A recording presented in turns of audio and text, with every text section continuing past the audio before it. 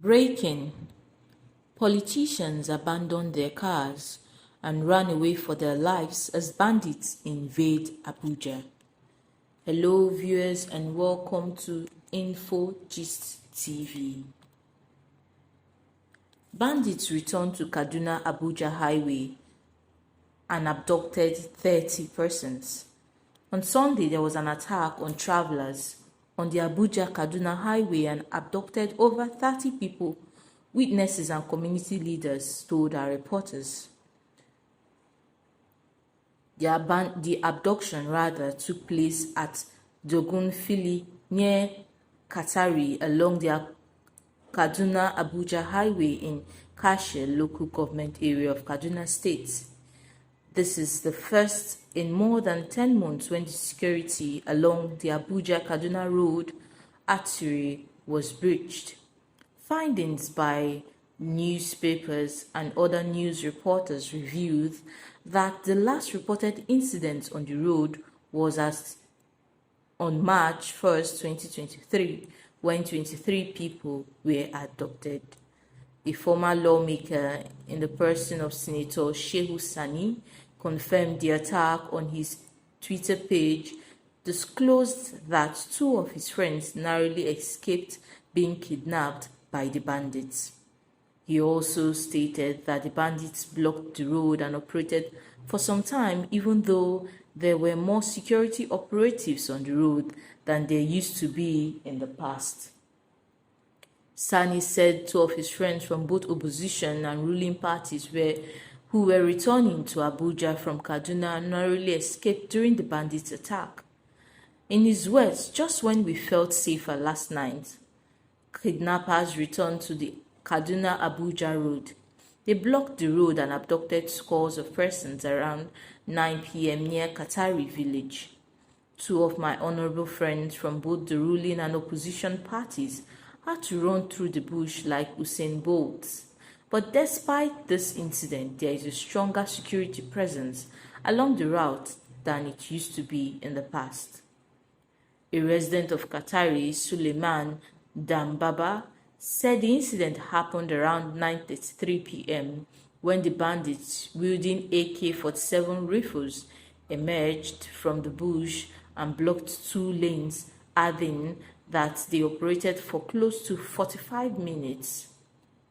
He also narrated that the bandits opened fire and deflated tires of some vehicles, which he said forced drivers, including commercial vehicles, to stop. The bandits forced travelers to alight from their vehicles at gunpoint before moving them into the bush, the source said. Another resident of Jere, Samalie Shehu, said the incident happened at a distance of about 1 kilometer away from Jere and over 30 travelers were abducted at the scene.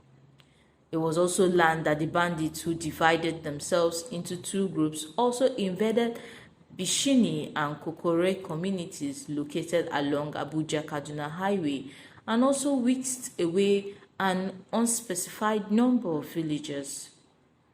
Shuabiu Adamu Jere, a community leader, also confirmed the incident, stating that his relatives escaped the attack near Dogonfili, close to Katari town, on Sunday. He said that a driver was injured and two vehicles, a Sharon and another small car, was found empty by the roadside after the incident. Yes, the incident happened around 9:30 p.m. and the operation lasted about 45 minutes around Dogonfili near Katari on Sunday. The driver of one of the vehicles was shot and left at the scene. One of my relatives escaped the attack, he said. He could not, however, specify the number of people abducted as the attack took place at night, but said the injured driver was rushed to an undisclosed hospital for treatment. Another resident of Katari, a lawyer who prefers not to be named, also confirmed that the highway was blocked on Sunday night as he was preparing to return to Kaduna. According to him, the soldiers stationed around 500 meters from Katari repelled the bandits. I was told the bandits blocked the road that night before the soldiers at Qatari repelled them, but I do not know if people were abducted, he said. When contacted yesterday, the Kaduna State Overseeing Commissioner for Internal Security and Home Affairs, Samuel Aruwan, said he could not confirm the developments but promised to revert to our reporters after a meeting he was attending. He did not revert at press time last night. The Station Police Command's Public Relations Officer, ASP Mansi Hassan, when contacted, said he will investigate and find out what happened. Meanwhile, we should recall that not less than 40 persons were kidnapped and 5 killed when bandits invaded Buhari Area Council of the Federal Capital Territory FCT Abuja and 2 communities under Niger State. The 2 communities are Garam and Azu in Tafa local government, Niger State. They are less than 5 minutes drive to Buhari. The bandits invaded Garam on Saturday, December 23, a border community with FCT, and killed a pastor with the Redeemed Christian Church of God while kidnapping 18 other persons. When they got there, they kidnapped the entire family.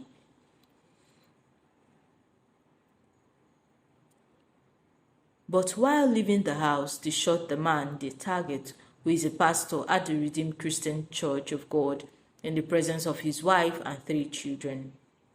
It was further guarded that when the wife realized that she left her 6-month-old baby behind, she asked for permission of the bandits to go carry the baby, and she was followed back to the house by the only female among the bandits. However, when the female bandits ran out of patience, she left the woman and joined the others and went with the other kidnapped persons, who were 13 in number.